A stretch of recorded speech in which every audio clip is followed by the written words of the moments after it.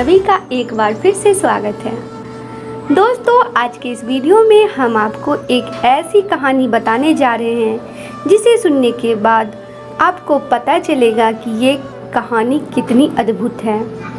एक सर्प ने बताया, चाहे कितना ही पतिव्रता नारी हो, ये 3 बातें कभी उसे मत बताना, नहीं तो मुंह दिखाने के लायक नहीं रहोगे। दोस्तों, प्राचीन समय की बात है। एक जंगल से एक सपेरा झुंड कहीं जा रहा था। सपेरे एक सुनसान जंगल से होकर निकल रहे थे। एक जगह उन्हें घनी छायादार वृक्ष नजर आई, तो सपेरे उस वृक्ष की छाया में बैठकर आराम करने लगे। इस वृक्ष के पास में एक विशाल सांपों की बांधी थी। एक सपेरे ने जान लिया कि हमें कोई सर्प मिल सकता है। दोस्तों, सपेरों का तो काम ही होता है सांपों को पकड़ना। अपने साथियों से कहा कि हमें यह बिल खोदकर देखना चाहिए। सपेरों ने आपस में विचार किया और सपेरे उस सांप के बिल को खोदना शुरू कर दिया। उस बिल से एक बहुत ही भयंकर काला नाग निकला। सपेरों ने उस नाग को पकड़ लिया और पकड़कर अपने पिटारे में बंद कर लिया। सभी सपेरे उस सर्प को पिटारे में रखकर वहां से चलने लगे। चलते चलते उस सपेरे ने विचार किया कि हम इस नाग का जहर निकाल देते हैं। कुछ दूर आगे चलने पर उन्होंने उस पिटारे को खोल लिया जिसमें वो नाग बंद था। सपेरों ने जब पिटारे को खोलकर देखा तो सभी सपेरे उस पिटारे को देखकर हैरान रह गए। इस पिटारे के अंदर से नाग गायब हो चुका था और उस जहरीले नाग की जगह उस पिटारे एक बहुत ही सुंदर और कीमती नौलखा हार रखा हुआ था। उस नौलखा हार को देखकर सपेरे बड़े प्रसन्न यानी कि बहुत खुश हुए। सभी सपेरे इस बात को सोचकर हैरान थे कि हमने तो यहाँ पे नाग को देखा था, यह हार कहाँ से आ गया। लेकिन चलो, अच्छी ही बात है, हार तो और भी ज़्यादा कीमती है। चलो हम इसे लेकर राजा के पास चलते हैं। राजा इस हार के बदले में हमें मुँह मांगा धन दे देगा। यही सोचकर सभी सपेरे राजा चित्रसेन के शहर को चल देते हैं। सपेरे राजा के महल में पहुंचते हैं। इधर राजा का दरबार लगा हुआ था। दरबार में राजा और राजा के सभी मंत्री बैठे हुए थे। अचानक से दरबार में सपेरों का एक झुंड प्रवेश करता है। सभी सपेरों ने राजा को प्रणाम किया और राजा ने जब सपेरों को दरबार में देखा तो उन्होंने बैठने के लिए कहा और उनसे आने का कारण पूछा। तो सपेरे कहने लगे, महाराज, हम तो ठहरे सपेरे, भला हमारा आपके पास आने का क्या कारण हो सकता है, परंतु हमारे पास एक बड़ा ही कीमती हार है जो आपकी महारानी के गले की शोभा बढ़ा सकता है। सपेरों को कहा, राजा, ऐसा हार आपने पहले कभी नहीं देखा होगा। राजा चित्रसेन बोले, दिखाओ कैसा हार है। तो सपेरे में उस पिटारे को खोलकर दिखाया जिसमें वो हार रखा हुआ था। तो उस विचित्र हार को देखकर राजा सहित राजा का पूरा दरबार अचंभित रह गया कि वास्तव में उन्होंने ऐसा हार पहले कभी नहीं देखा था। हार को देखकर राजा सपेरों से कहने लगा कि तुम यह विचित्र हार कहाँ से लाए हो। सपेरे कहने लगे, महाराज, हमें ये मार्ग में मिला था। हमने सोचा कि क्यों ना इस हार को राजा साहब को भेंट कर दिया जाए। राजा ने कहा, ठीक है, हम तुम्हारी यह भेंट स्वीकार करते हैं। यह हार देखकर हमारी रानी बहुत खुश हो जाएगी। राजा ने अपने मंत्री को आदेश दिया कि सपेरों को उचित इनाम देकर आप सम्मान पूर्वक इन सपेरों को दरबार से विदा किया जाए। सपेरे खूब सारा धन लेकर दरबार से विदा हुए और राजा ने वो हार टोकरी सहित अपने पास रख लिया। पूरे दिन राजा राज दरबार में बैठे रहे, अपना राज्य कार्य करते रहे। धीरे धीरे जब शाम होती तो दरबार को समाप्त करके राजा वो हार वाली टोकरी अपने साथ लेकर महलों को जाते हैं। राजा अपने महल में पहुंचते हैं और महारानी से कहते हैं कि देखो, आज तो मैं तुम्हारे लिए बहुत ही सुंदर उपहार लेकर आया हूँ, जिसे तुम देखोगी तो बहुत खुश हो जाओगी। रानी कहने लगी, महाराज, ऐसा क्या लाए हो तुम मेरे लिए? इतना कहकर राजा ने वो टोकरी रानी की ओर खिसका दी और कहा कि नहीं मानती हो तो स्वयं देख लो। दोस्तों, रानी ने ऐसे ही जैसे उस पिटारे को खोलकर देखा तो उसमें एक बहुत सुंदर तेजस्वी छोटा सा बालक लेटा हुआ था। बालक के चेहरे पर अलौकिक दिव्य चमक रहा था।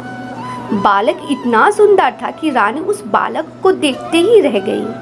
कहने लगी, महाराज, इसमें तो बड़ा ही सुंदर बालक लेटा हुआ है।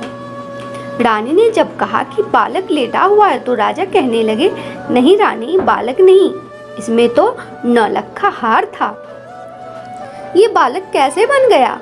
राजा को जब रानी की बात पर भरोसा नहीं हुआ तो राजा ने वो टोकरी लेकर स्वयं देखा तो वास्तव में राजा के आश्चर्य का ठिकाना नहीं रहा। बालक को देखकर राजा और भी ज्यादा प्रसन्न हो जाता है, क्योंकि दोस्तों, राजा को पहले से कोई संतान नहीं थी। राजा और रानी हर समय संतान के बारे में सोचकर दुखी रहा करते थे। अब तो राजा और रानी दोनों ने विचार किया कि यह पुत्र हमें भगवान ने प्रदान किया है और आज से हम दोनों इसे अपना पुत्र मानकर ही इसका लालन पालन करेंगे। और ये बात किसी को पता भी नहीं थी। राजा ने जो हार खरीदा है वो बालक बन गया है, लेकिन राजा की कुछ दासियां वहां उनका वार्तालाप सुन रही थी। रानी ने पूछा कि बालक तुम्हें किसने दिया है? तो राजा ने बताया कि आज दरबार में सपेरों का एक झुंड आया था। उन्होंने ही हमें एक पिटारे में रखकर नौलखा हार भेंट किया था, परंतु ईश्वर की कृपा से दरबार से महलों को आते जाते यह हार से सुंदर पुत्र बन गया। आज से यह बालक हमारा पुत्र है और आगे चलकर यही हमारी राजगद्दी का मालिक होगा। उसी दिन से राजा और रानी उस बालक को अपने पुत्र की तरह पालने लगते हैं। एक दिन राजा ने अपने दरबार में यह घोषणा कर दी कि हमारी रानी के गर्भ से एक सुंदर पुत्र ने जन्म लिया है। यह सुनकर राजा की प्रजा ने बड़ी खुशी मनाई। संपूर्ण नगर में उत्सव मनाया गया और राजा और रानी बड़े प्रसन्न थे और बड़े ही प्रसन्नता पूर्वक उस बालक का लालन पालन हो रहा था।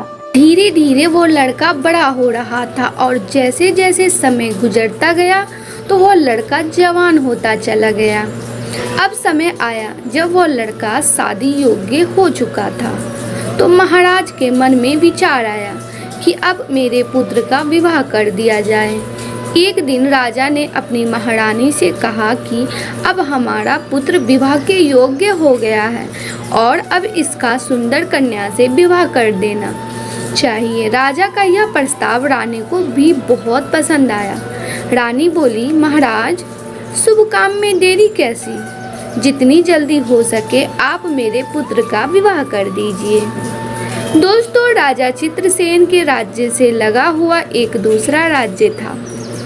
उस राज्य के राजा का नाम था जयंत। उस राजा की एक बड़ी सुंदर कन्या थी, नाम था वैजयंती। उस राजा की कन्या वैजयंती को राजा ने अपने आश्चर्य से उस लड़की को समस्त विद्यालयों का ज्ञान कराया था, इसलिए वह कन्या 16 विद्वानों में निपुण थी। राजा भी विचार करने लगे कि अब मुझे अपनी पुत्री का विवाह कर देना चाहिए। राजा ने अपने दरबार में पुरोहित को बुलाया और टीका की सामग्री देकर पुरोहित को अपनी पुत्री वैजयंती के लिए योग्य वर ढूंढने के लिए भेज दिया। राजा ने पुरोहित से कहा कि जाओ और हमारी पुत्री के योग्य किसी राजकुमार को टीका करके अपना पुरोहित की राजकुमारी के टीका की सामग्री लेकर दूसरे राज्यों के लिए निकल पड़ते हैं। अपना पुरोहित जी राजकुमारी के टीका की सामग्री लेकर दूसरे राज्यों के लिए निकल पड़ते हैं और कई राज्यों में घूमने लगे, लेकिन उन्हें उस पुत्री के समान तेजस्वी सुंदर राजकुमार नहीं मिला। घूमते घूमते परेशान हो गए। अंत में चलते चलते राजा चित्रसेन की नगरी में पहुंच जाते हैं। राजा चित्रसेन का दरबार लगा हुआ था। अचानक से पुरोहित का दरबार में आगमन होता है। राजा चित्रसेन देखते ही समझ जाते हैं कि ये कोई ब्राह्मण है जो किसी राजा की कन्या का रिश्ता लेकर यहाँ आए हुए हैं।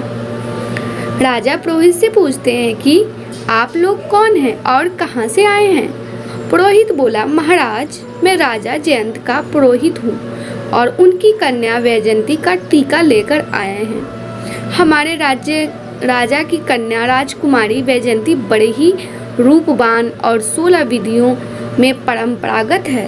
हमने सुना है कि आपका राजकुमार भी विवाह के योग्य है। तब राजा चित्रसेन कहते हैं कि हमारा एक पुत्र है और हमारा पुत्र बहुत ही सुंदर है और योग्य है, लेकिन राजा चित्रसेन को यह ज्ञात नहीं था कि उनका जो पुत्र है वह एक नाग है।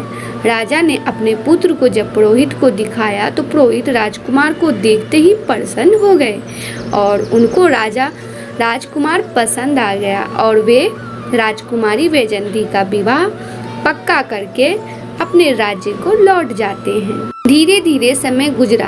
कुछ दिनों के बाद जब विवाह का उचित समय आया तो राजा चित्रसेन अपने पुत्र को सजाकर दुल्हा बनाकर राजा जयंत के यहाँ बारात लेकर पहुँचते हैं। वहाँ पहुँचते ही राजा जयंत उनका खूब अच्छे से स्वागत सत्कार करते हैं और अपनी पुत्री का विवाह राजकुमार के साथ कर देते हैं। इस प्रकार अपने पुत्र का विवाह करके राजा चित्रसेन वापस अपनी राजधानी को लौट आते हैं। अब धीरे धीरे और समय बीता। एक दिन रानी ने राजा से कहा, महाराज अब हमें राज्य की बागडोर हमारे पुत्र के हाथों में सौंप देनी चाहिए, जिससे पुत्र को भी राज्य चलाने का अनुभव प्राप्त हो। अब धीरे धीरे समय बीतता। एक दिन रानी ने राजा से कहा, महाराज अब हमें राज्य की बागडोर हमारे पुत्र के हाथों में सौंप देनी चाहिए, जिससे पुत्र को भी राज्य चलाने का अनुभव प्राप्त हो। उसी दिन महाराज चित्रसेन ने अपने पुत्र को युवराज घोषित कर दिया। अब तो राजा चित्रसेन निश्चित होकर रहने लगे। राजकुमार बड़े अच्छे ढंग से राज्य का संचालन करने लगे। दोस्तों, एक दिन की बात है। राजकुमारी वैजयंती अपनी दासियों से बातचीत कर रही थी। राजकुमारी की दासी राजकुमारी से कह रही थी कि महारानी मैं आपसे एक बात कहूँ, तुम्हारा यह पति तुम्हारा राजकुमार जो है उनको तुम पूछना कि तुम्हारे माता पिता कौन हैं। दासी की बात सुनकर वैजयंती को बड़ा आश्चर्य हुआ। वैजयंती कहने लगी कि यह तुम क्या कह रही हो, क्या हमारे पति राजकुमार महाराज चित्रसेन के पुत्र नहीं हैं? तब दासी कहती है, नहीं राजकुमारी तुम बड़ी भूल कर रही हो, यह उनका पुत्र नहीं है। मैं इतना तो नहीं जानती कि राजकुमार के वास्तविक माता पिता कौन हैं, पर इतना जानती हूँ कि राजकुमार महाराज चित्रसेन के पुत्र नहीं हैं। आप स्वयं अपने पति से पूछ लेना। अब तो राजकुमारी वैजयंती के मन में भी अपने पति को लेकर शंका उत्पन्न होने लगी। राजकुमारी मन में सोचने लगी कि आज शाम को जब राजकुमार महल में आएंगे तो मैं उनसे यह बात अवश्य पूछूंगी। राजकुमार जब शाम को महल में आते हैं तो राजकुमार की पत्नी वैजयंती राजकुमार से कहती है कि महाराज मैं आपसे एक प्रश्न पूछना चाहती हूँ। राजकुमार कहते हैं, पूछो। रानी क्या पूछना चाहती हो? तब राजकुमारी पूछती है कि मुझे ये बताइए कि आपके माता पिता कौन हैं और आप किस वंश के हो। ये बात सुनकर राजकुमार कहने लगा, रानी क्या तुम्हारी मति मारी गई है? महाराज चित्रसेन और महारानी मेरे माता पिता हैं। तब वैजयंती बोली कि नहीं महाराज, आप मुझसे कुछ छुपा रहे हैं, कृपया सच सच बताएं। तुम्हें माँ गंगा की कसम है, आप मुझे यह भेद जरूर बताओ।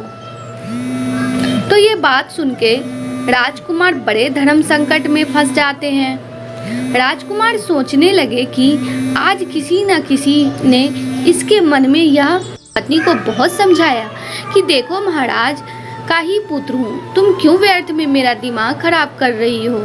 अब तो राजकुमारी हट कर गई कि अब तो तुम्हें मुझे बताना ही पड़ेगा कि तुम किस वंश के हो, तुम्हारे माता पिता कौन हैं। अब तो राजकुमार सोचने लगा कि लगता है मुझे इसको बताना ही पड़ेगा, यह पूछे के बिना मानेगी नहीं। राजकुमार बार बार अपनी पत्नी से कहता है कि मान जाओ, अभी भी समय है, तुम मुझसे यह बात मत पूछो वरना बहुत पछताना पड़ेगा। लेकिन राजकुमारी तो मानो जिद ही कर बैठी, कहने लगी नहीं बताओगे तो मैं भोजन ग्रहण नहीं करूंगी। मैं समझ जाऊंगी कि तुम मुझसे झूठा प्रेम करते हो। ये बात सुनकर राजा का पुत्र कहने लगा कि ठीक है, नहीं मानती तो ठीक है, मैं तुम्हें ये बात बताऊंगा, पर यहाँ नहीं। हम कल महलों से बाहर वन विहार के लिए चलेंगे और वहाँ चलकर मैं तुम्हें सब कुछ बता दूंगा। अब तो रथ सजाया, उसमें राजकुमार और राजा की पत्नी वैजयंती दोनों बैठ जाते हैं और वन विहार करने का बहाना करके दोनों महलों से निकल जाते हैं और एक नदी के किनारे आ जाते हैं। नदी को देखकर राजकुमारी वैजयंती कहने लगी, महाराज आप मुझे इस नदी के पास लेकर क्यों आए हैं? क्या इस नदी से तुम्हारा कोई संबंध है? तब राजकुमार कहता है, मैं फिर तुमसे कहता हूँ कि मान जाओ और मुझसे मेरे वंश के बारे में मत पूछो वरना तुम्हें बहुत पछताना पड़ेगा।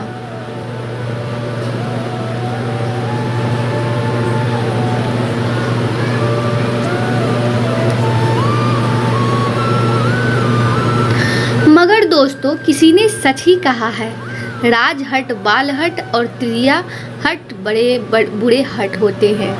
और राजकुमार के समझाने पर भी राजकुमारी नहीं मानी और कहने लगी, नहीं महाराज, मुझे ये जरूर बताओ कि तुम्हारे माता पिता कौन हैं और तुम किस वंश के हो।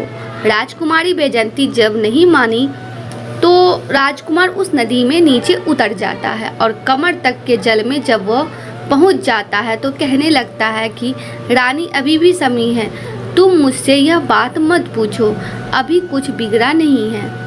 लेकिन राजकुमारी कहने लगी, चाहे कुछ भी हो जाए लेकिन मैं ये बात पूछकर ही मानूंगी।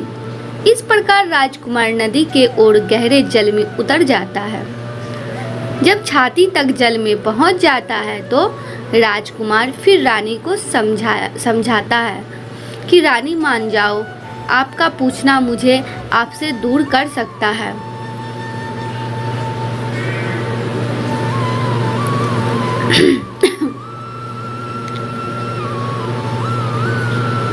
राजकुमारी बोली, चाहे कुछ हो जाए आप इस भेद को मेरे सामने जरूर रखोगे। जब राजकुमार और आगे बढ़ा और जब अपने मुख के बराबर जल में राजकुमारी बोली, चाहे कुछ हो जाए आप इस भेद को मेरे सामने जरूर रखोगे। जब राजकुमार और आगे बढ़ा और जब अपने मुख के बराबर जल में आया तो कहने लगा, रानी अभी तेरे पास समय है, यह जानने की कोशिश मत करो कि मैं कौन हूँ। परंतु रानी नहीं मानी। दोस्तों फिर क्या होता है, राजकुमार ने अपना असली नाग का रूप धारण कर दिया और नदी के जल के ऊपर अपना फन दिखाने लगा। अपना फन दिखाने के बाद वह नदी के अंदर समा गया और फिर निकलकर बाहर नहीं आया। राजकुमारी वैजयंती ने राजकुमार को खोजने की बहुत कोशिश की मगर राजकुमार का कहीं पता नहीं चला। जब काफ़ी देर हो गई और राजकुमार नहीं लौटा तो राजकुमारी वैजयंती घबरा गई क्योंकि अब उसका पति नाग बनकर कहीं चला गया था। वैजयंती ने वहां से खोजने की बहुत कोशिश की, बहुत प्रतीक्षा की, लेकिन वह नहीं मिला। अब तो वैजयंती अपने रथ को लेकर के अपने सारथी से कहती है कि चलो महलों को चलो और महाराज को सूचित करो कि उनके पुत्र नदी में डूब गए हैं।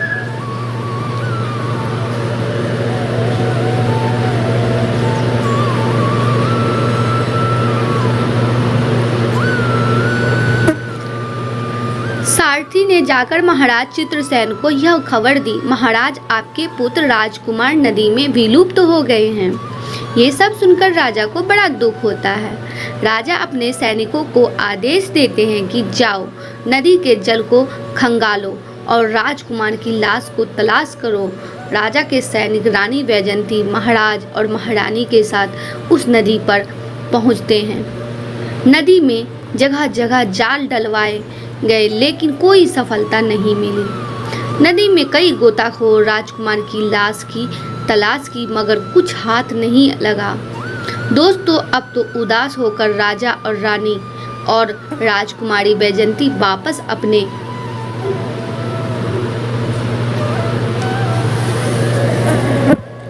वापस अपने महलों में लौट आते हैं। राजा चित्रसेन तो वृद्ध हो चुके थे और अब पुत्र का दुख उनके ऊपर और आ गया था। राजा के मन में तो यही था कि नदी में डूब करके उनका पुत्र मर गया है। महारानी वैजयंती भी बड़ी दुखी रहने लगी और मन में अपने आप को कोसने लगी कि मैंने बहुत बुरा किया। मेरे ही कर्मों का कारण आज मेरा पति मुझसे दूर चला गया। दोस्तों, यदि मैं उनसे उनके वंश के बारे में पूछने की जिद न करती तो शायद मेरा पति मुझसे दूर नहीं होता। आज मेरा पति मुझसे दूर चला गया। यदि मैं उनके वंश के बारे में पूछने की जिद न करती तो शायद मेरा पति मुझसे दूर नहीं होता। लेकिन राजकुमारी वैजयंती बड़ी विद्वान थी, सूला विधियों में निपुण थी। काफ़ी सोच विचार के बाद उसे एक तरकीब सूझती है और राजकुमारी ने अपने संपूर्ण नगर में यह घोषणा करवा दी कि कोई भी व्यक्ति उसे कोई नई बात सुनाएगा तो उसके बदले में उनको उचित इनाम दिया जाएगा। चाहे कोई आपबीती हो या फिर प्राचीन घटना से संबंधित हो, कोई भी कहानी हो या कथा हो, जो कोई सुनाए उसको उचित इनाम दिया जाएगा। दोस्तों, अब तो रानी वैजयंती रोज कथा सुनती और वैजयंती के पास कथा सुनाने वालों की भीड़ लगी रहती थी। कोई रामायण की कथा सुना रहा है तो कोई किसी राजा का इतिहास सुनाता। अब तो राजकुमारी वैजयंती का यही काम था। वह सुबह से लेकर शाम तक नई नई कहानियों को सुनती रहती थी। दोस्तों, इस प्रकार कुछ समय निकला। एक दिन क्या हुआ, उसी राज्य का एक बूढ़ा आदमी पास के ही एक जंगल से गुजर रहा था। उस बूढ़े आदमी को उस जंगल को पार करते करते जंगल में ही रात्रि हो गई। जब रात्रि हो गई तो वह मन में सोचने लगा कि अब रात में आगे जाना ठीक नहीं है, क्योंकि जंगल में आगे हिंसक पशु भी मिल सकते हैं। यही सोचकर बूढ़ा आदमी उस जंगल में एक पीपल के पेड़ के ऊपर चढ़ गया और जाकर बैठ जाता है। रात्रि का समय था। वृद्ध व्यक्तियों के डर के मारे नींद नहीं आ रही थी। इधर जब रात के 12 बजे का समय होता है तो उसने देखा कि बाहर एक झाड़ू लगाने वाला आया और पूरे जंगल में उसने झाड़ू लगा दिया। फिर उसने देखा कि एक पानी का छिड़काव करने वाला आया। उसने भी हर जगह पानी का छिड़काव कर दिया। उसके बाद वहाँ पर कुर्सियाँ लगनी शुरू हो गई। फिर एक सिंहासन आता है। बूढ़ा आदमी पीपल पर बैठा बैठा यह सब देख रहा था। उसने देखा कि वहाँ पर सभा होने लगी है। वह बूढ़ा व्यक्ति बहुत घबरा रहा था। मन में सोच रहा था कि यह सब क्या हो रहा है और यह लोग कौन हैं और आज क्या यह मुझे जिंदा छोड़ेंगे या नहीं। वहाँ एक से एक विचित्र अतिथि आना शुरू हो गए। वो विचित्र इसलिए थे क्योंकि उनका आधा शरीर सर्प का था और आधा शरीर मनुष्य का था। दिव्य शरीर वाले नाग देखने में बड़े भयंकर लग रहे थे। उनका दरबार वहाँ सज रहा था और जब सभी लोग वहाँ आ गए तो वहाँ से 2 सिंहासन थे और उन दोनों सिंहासनों को पर कुछ देर बाद नागों के राजा और उनके पुत्र युवराज दोनों वहां आकर बैठ जाते हैं। संपूर्ण दरबार ने उनका बड़ा स्वागत किया। उनके बीच चर्चा होनी थी। वो चर्चाएं हो रही थी और जो राजकुमार था उस नागराज पुत्र था चुपचाप नीचे गर्दन किए हुए बैठा था। उस दरबार में इस बात की चर्चा हो रही थी कि राजकुमार का विवाह किया जाए। विवाह के संबंध में चर्चाएं चल रही थी। अब राजकुमार के विवाह का नाम आया तो उसने नीचे गर्दन कर ली और वह बड़ा उदास हो जाता है। कुछ समय तक उनकी चर्चाएं चलती रही और इधर वह वृद्ध आदमी उस पीपल के पेड़ पर बैठा हुआ उनकी सभी बातों को सुन रहा था और वो मन ही मन सोचने लगा कि यहाँ किस बात की चर्चा हो रही है और यह कौन लोग हैं। लगता है आज मैं इनसे जीवित बच पाऊंगा या नहीं। डर के कारण वह फिर उस वृक्ष की एक डाली पर चिपका हुआ लेटा हुआ था। दोस्तों, इधर 3-4 घंटे बाद दरबार वहां से भंग होता है। सभी अतिथि वहां से जा चुके थे, परंतु वह नागराज और उसका पुत्र वहां से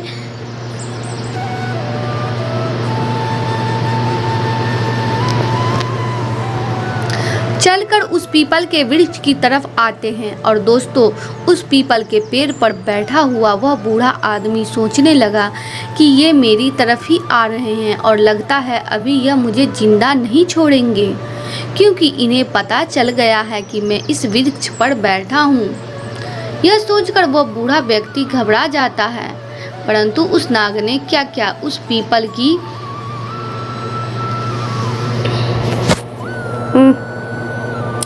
जड़ में बैठकर कुछ देर रोया और अपनी रानी वैजयंती को याद किया। ये सभी बातें वह बूढ़ा आदमी सुन रहा था कि यह तो बड़ा ही चमत्कार है, यह मैं क्या देख रहा हूँ। और कुछ देर रोने के बाद हाय वैजयंती ऐसा कहने के बाद वह नाग भी वहाँ से चला जाता है। धीरे धीरे सवेरा होने लगता है।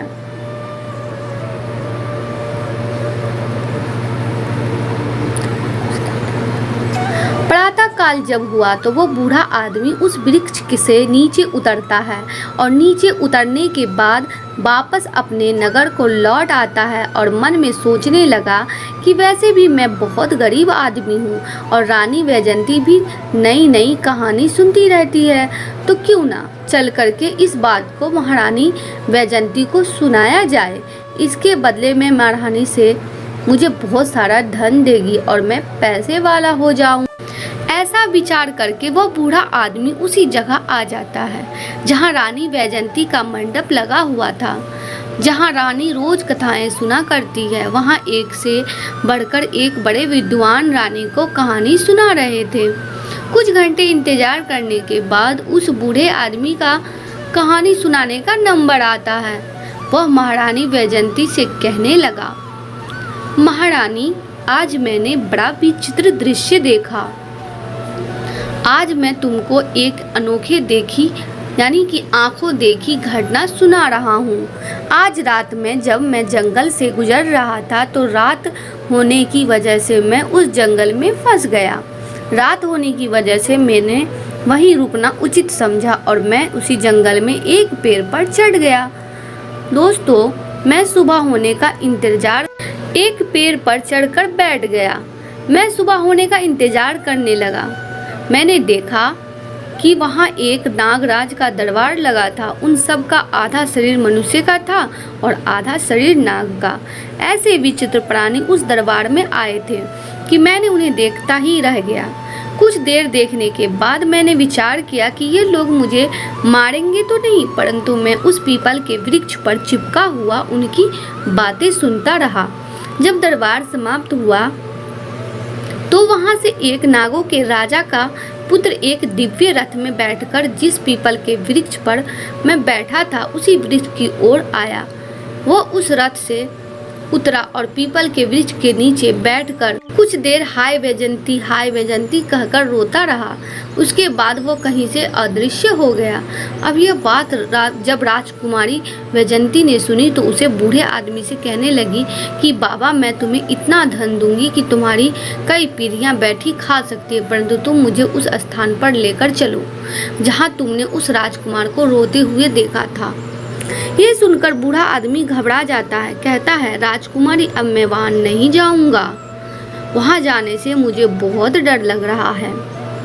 तब राजकुमारी कहती है, नहीं बाबा, तुम चिंता मत करो, तुम्हें मेरे साथ वहाँ चलना ही होगा। ये बस इतना ही। दोस्तों, आपको ये वीडियो पसंद आया है तो लाइक करिएगा, दोस्तों को शेयर जरूर करिएगा, चैनल को सब्सक्राइब करके बेल आइकन को जरूर दबाइएगा ताकि आने वाला वीडियो आपको सबसे पहले मिले। दोस्तों मिलते हैं अगले वीडियो में, तब तक के लिए goodbye and thanks for watching my video.